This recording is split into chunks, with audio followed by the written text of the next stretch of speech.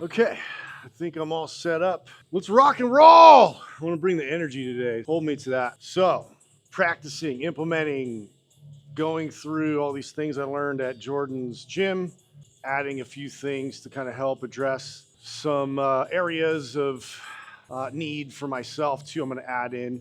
We'll go through kind of a warm-up sequence. And now what I did like about the warm-up sequence Jordan put me through, it was very much more active, dynamic, but he added more of the shoulders, the scapular circles, and with push-ups, which I'm going to go ahead and do those. I perform these in the typically hanging. I'll do hanging scapular circles, or I'll do shoulder scapular circles on the wall and just kind of isolate it. Push-ups a great way to do that as well. Duh. So the only hard part is to kind of train yourself not to bend your elbows and get into push-up mode. It's a totally different thing. So you want to be able to sink in, but keep your elbows locked, and then press all the way up so you actually get almost a little bit of bridging and your hip piking a little bit, so you can maximize that extension and flexion there between the shoulder blades. So, because that's a big part of the stability when I'm catching, receiving, and also pressing, extending. So, yeah, it's a good addition to the priming. So let's get to it. My hands kind of under my shoulders.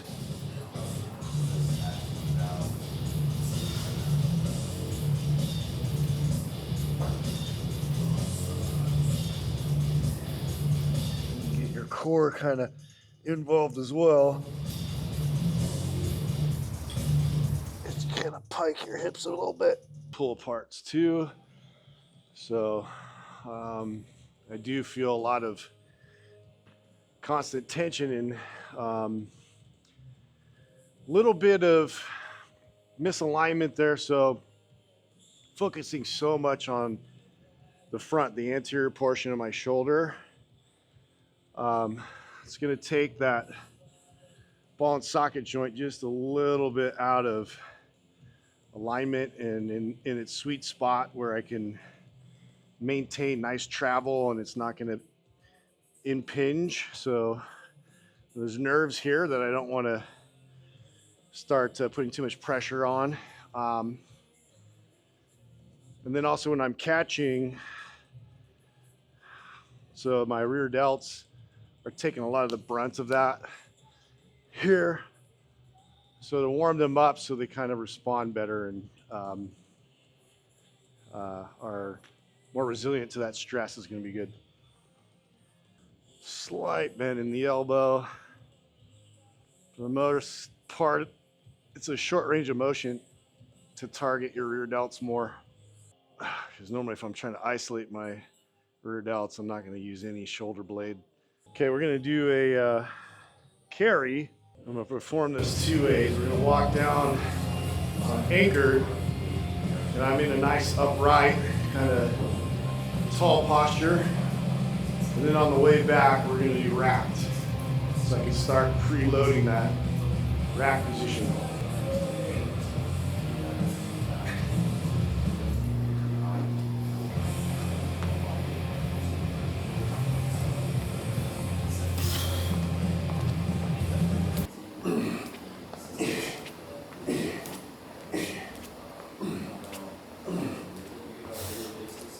First one was great, but probably should have picked a lighter weight. C'est la vie. Also, this concert was great, by the way.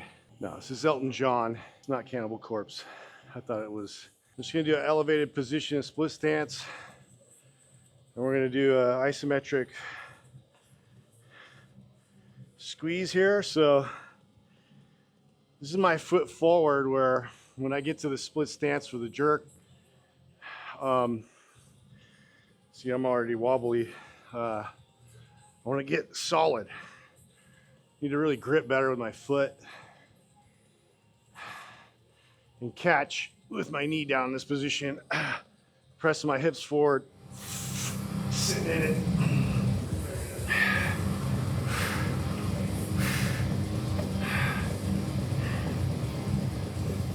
I love the ones where it gives you stink face and it doesn't look that hard. Those are the ones you get judged on until people actually do it themselves. Then they know where all this I'm gonna shit my pants look comes from. All right, so let's go through that sequence again. This time, no front rack with these because I'm gonna omit that. Once again, I'm in that delicate dance of doing a good solid warm up so I get connectivity and I'm firing the right muscle groups and the sequencing of it, but I don't want to fatigue. So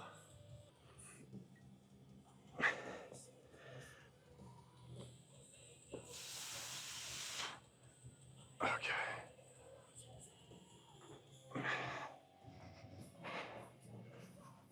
When did we get this little wedge?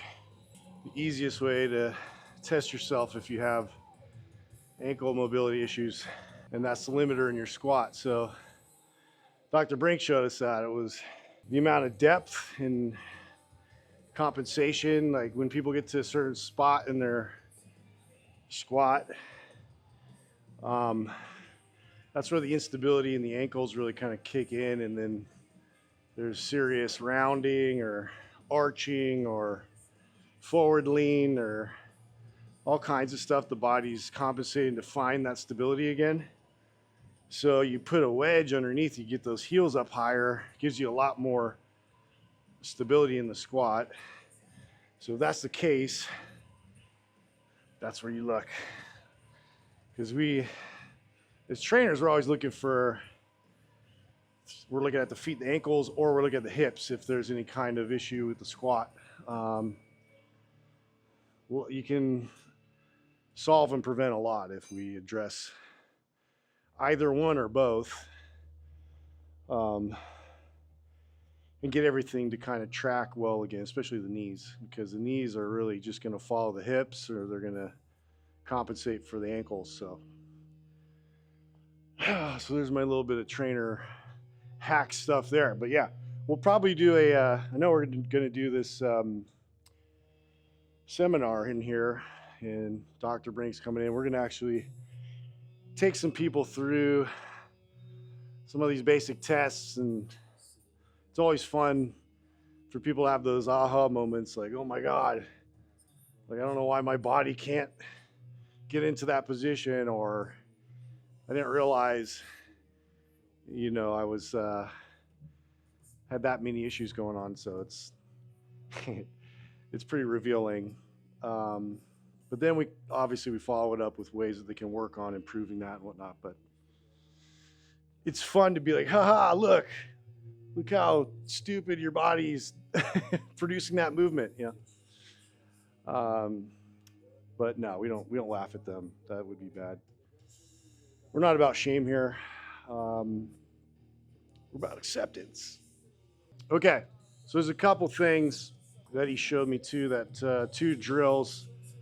One of them is his split stance power jerk. And we do this unloaded with the bar just to get the timing and work on the feet position. So I'm just gonna go ahead and do these out this way so you guys can kind of see. You know, one thing that anybody in general could benefit from is creatine. Now with new research pointing towards more than somewhere around 10 grams. Now for me, I have to split that up throughout the day, so my stomach doesn't get all crazy on me, but it's making a significant difference. So creatine gummies, probably the best way for you to keep consistent with it as well. Legion creatine gummies. So get into this slow coiling dip, and then I explode up, and sort of my mentality is to press my knee, extend my arms while my knees pushing down, which is counterintuitive for me, but that's why I'm working on it.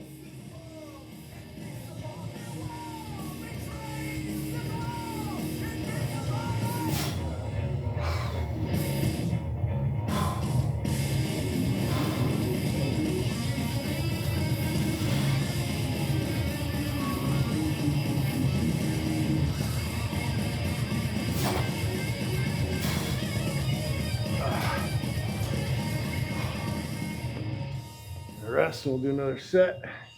You ever just march in place, Dylan? Kind of turns into a dance move after a while. It's good. I gotta get everything fired up, especially my hip flexors. Yeah, I'm always doing this, especially when I was doing Muay Thai. It was like, open the hips, open the hips. Dude, Silent Planet throwing out some jams. Sleeper band, if you guys aren't aware of them.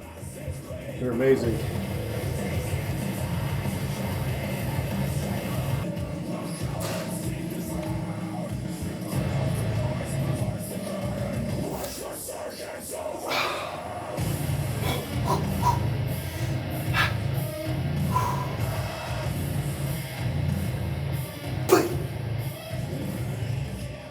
The next one that we were drilling was a step out from a push press. So I'm glad we went over the differences of the two lifts with Jordan, because that's where I was sort of unclear. The advantages and disadvantages of both. But I'm already finding out with this new technique is there's a bit of a regression I have to go through to now progress past sort of that limiting point where I was at with the push press, which is gets me up to that 275 marker, which I was like, yeah, here we go. And then getting past that, it was like I don't know. I could see a few, maybe 5, 10 more pound increase, like very gradually. But for me to throw a good, you know, what is that? 2 sets, 25 plus 15 at 35 pounds. So, or 40 pounds? Yeah, 40 pounds. 40 pounds is a big jump. So, so the advantage there is really clearance. So if I can get this jerk press figured out and polish up a lot of the footing and the way that I can perform this with sharpness and tightness in my upper body, I feel like I have a lot better chance at the ultimate goal. So that's why we're doing this, and the programming for this has already shifted quite a bit because this is a different lift and requires a lot more practice of these little nuanced skills. All that to be said, that's just work, man, and we're here to work. So also the rack position here, I have to learn to also protract my shoulders a little bit more and tighten my stomach a little more effectively to balance and control it. Give ourselves a little break, and then we're gonna start doing some loaded jerks and just assess it and see where we're at with the performance of them. See, not wearing the shoes that were recommended yet. I know Kyle has some around here, but I'm not sure I want to get athlete's foot yet, so slow playing that one a little bit. But I'm gonna get some. Again, to my earlier point, it just brings another element of stability. So if I have just a little bit more support and stability around the ankle while increasing that load overhead, I like that idea. I still think I'm going to perform it without a belt. That could change, but as I see it right now, if I sharpen this technique, I want to see if I can do everything kind of the same setup. So I just haven't used a belt in well over a decade, and the technique is totally different. I'm too used to really drawing in and bracing, and that's my mechanism. That's my response to stabilize my spine. The Belt, it's definitely psychologically reassuring, but you're pushing out into the belt to create stability around your spine. So that's a different mechanism completely. So unless I have to, I'm going to shy away from it. It's no fun when your gut starts acting up again too. Been battling a good amount of heartburn again. And it's just like a constant thing for me. It's just a chronic issue I've always had. Adjusted diet, and I've gone through a lot of different protocols addressing a lot of acid reflux. So that's been working the best so far. I got to get back on that protocol, but it bleeds in, like especially if I eat lunch a little bit late and then I go do strenuous activity. It's like a nice little lava.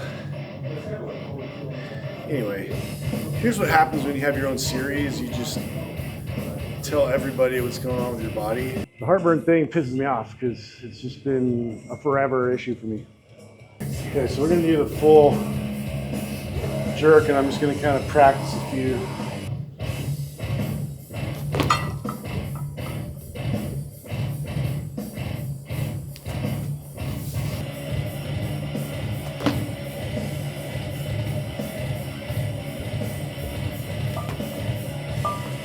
Dropping that back knee is, I have to really consciously do that so I can get under it. When the weight starts getting heavier, I really have to force myself to dial that in. Drop that back knee, allow momentum of me dropping and pressing at the same time to kind of carry the weight to that locked position. And then just hold it and solidify that spot. That's all part of the work.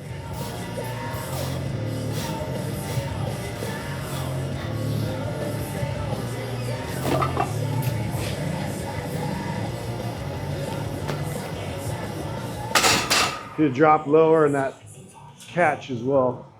I'm going to make sure I bring it back to the rack position and then put it on. My brain's already like, what's the path of least resistance? And what it wants to do is just throw it. And we've already been there, Dylan. I'm not going to do that again.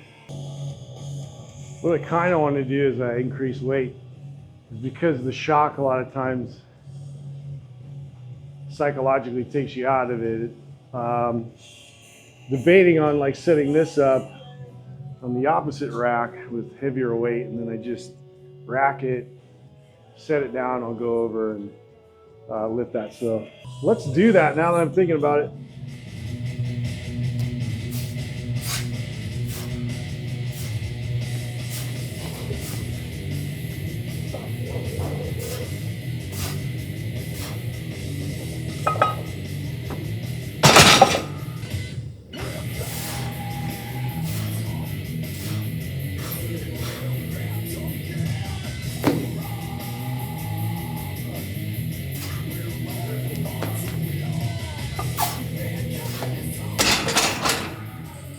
Yeah, I like that contrast. I think that helps do a little bit more. Add another 10 ski. We'll just do it like this because it just, to me in my head, doesn't count, right? It's like a plastic disc that you warm up stuff in the microwave with. You're pathetic. You're not even a real 10 pounds. And now we rest. Scary part is, Dylan, I'm gonna have to do 405 over here just to acclimate. But hey, do what I gotta do. So Thursday, we go back, I believe.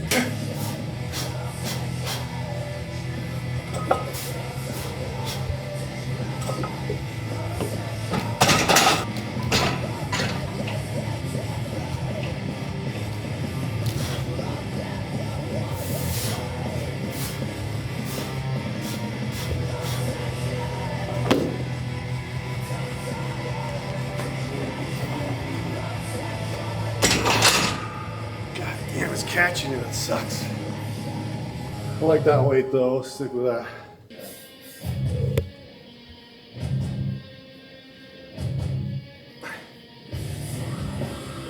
All right, we'll do one more attempt and then I'm gonna build a little strength and support around this today with some lunge position press. Man, if we had more space, I'd probably pull out the sled rows. This is where I have to apologize to everybody that works here.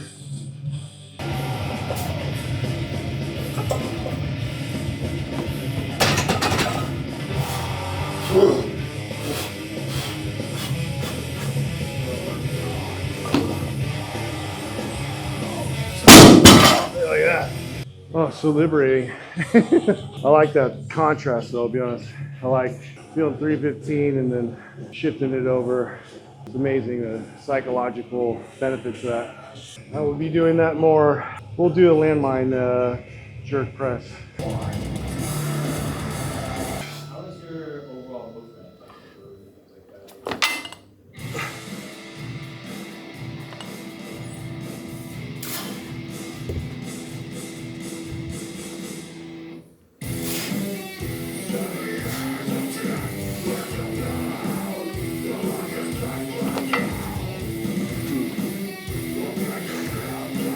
Gonna need some verification on this. Forgot it. Okay. I think I remember now. A little coaching break. So we'll see if I can remember the sequence of this, but a couple things I learned from Landmine University, David Weck, and that kind of camp. The importance of coiling and how to really connect your core, spiral, your torso to maximize this energy potential. So I'm squeezing and then I'm pressing. So I'm just trying to work on my velocity and acceleration with the lift, with the upper body and the coordination of the feet kind of stepping out. So I had the sequence kind of backwards when I was trying to mess with it. So we'll see. This might be the answer. I'll do it on my right first and then we'll try the left.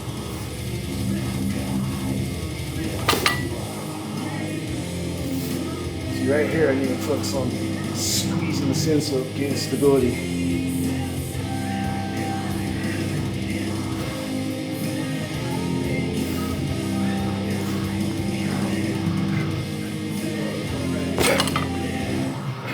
Kind of kill two birds with one stone with that. 3, work on acceleration velocity, coiling for stability, foot placement. Not to mention pressing, so I guess 4. So now we do the opposite sequence here for the left arm.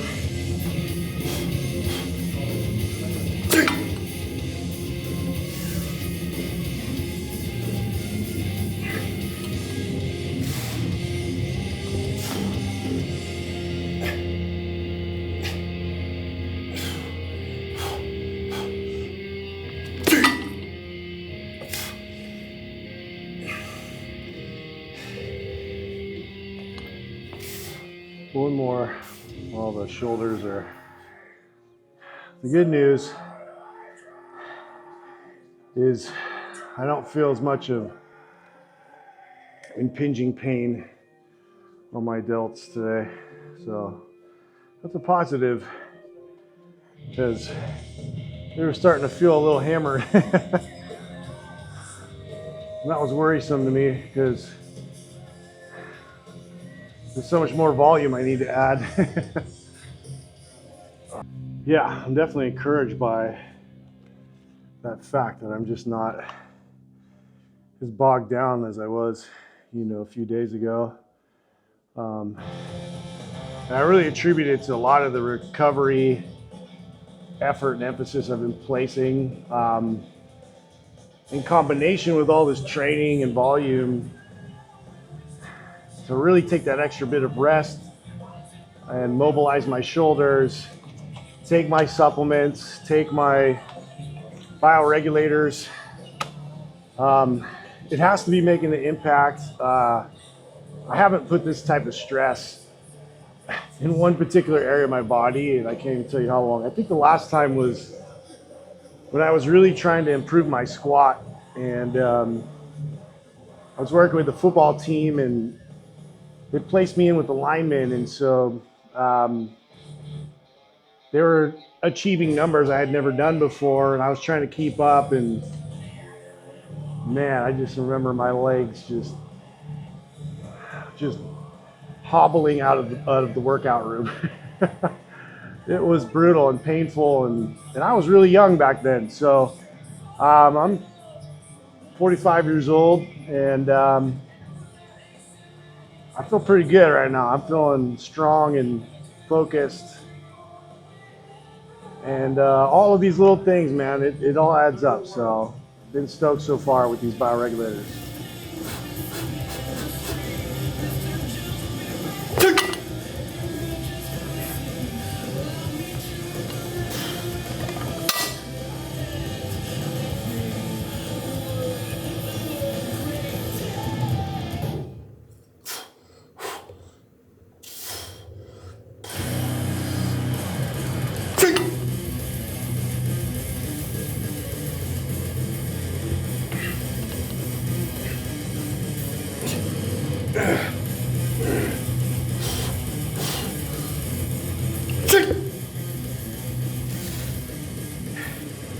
I wasn't sure if I was going to throw in some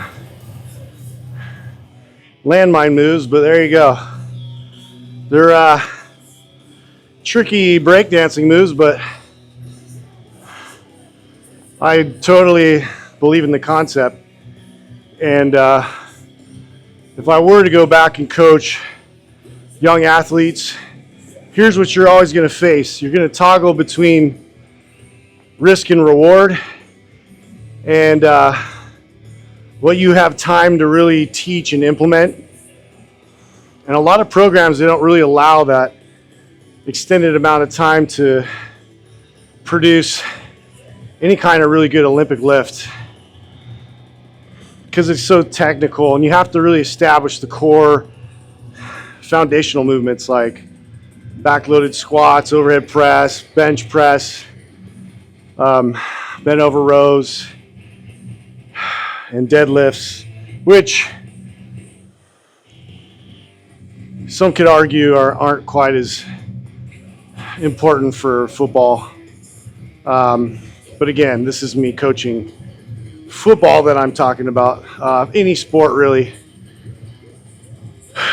Those are the basic fundamentals we're trying to teach and implement in these programs. And so to have speed power focus, and to be able to do that without really including Olympic lifts, but doing it with something that's a lot less risky, but you can load pretty substantially. Like, that was not loaded very high, but if I'm stacking plates on there and I'm trying to control my body to generate enough force to really power that weight up with speed, I mean, the worst, because of its long lever here, we're taking a lot of this downward force away, which, you know, impacts the back, impacts the joints so much greater.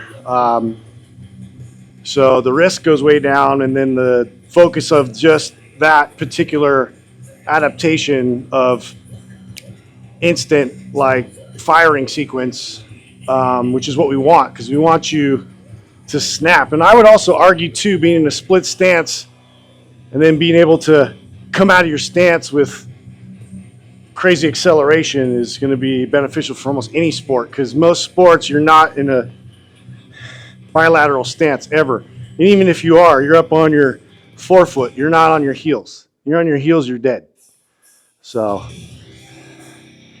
it's my little coaching corner right there. But yeah, I love Landmine University stuff, what they came up with addressing a lot of the power cleans, like clean and jerks, and a lot of variations of these explosive movements that you can do under control and pretty low risk.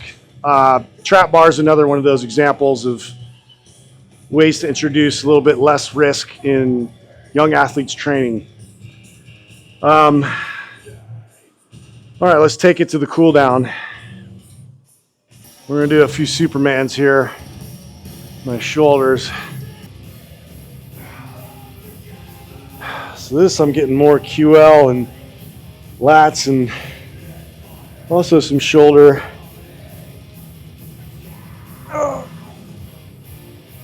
Stretching into that whole lateral line there.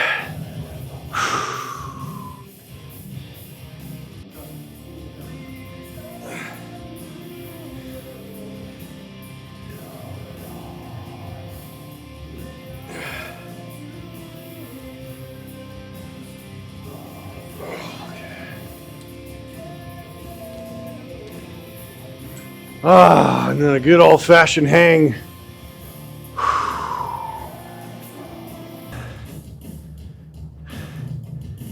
And that's how we get it today. Decent focus on velocity today. Just trying to stick that position. Kept the weight kind of medium. A couple takeaways is I do like a bit of a PAP to, so that's the post or pre or post activation potentiation. So I get the weight in the rack position ahead of time, and then I jump over, and definitely relieves a lot of the weight, the feel of the weight going into that lift. So I like that. I like that warm up. That was a lot better than the last time I attempted it. And I'm feeling good. So these are all benefits and positives. Next time you'll see me going through this whole thing all over again at Jordan's spot. So stay tuned for that. And hope you guys are still getting value out of this series. I'm still on a mission to complete this thing, and got a new focus, and I'm gonna freaking do my best to crush it. So that's what I got for you guys. So come back and say hi.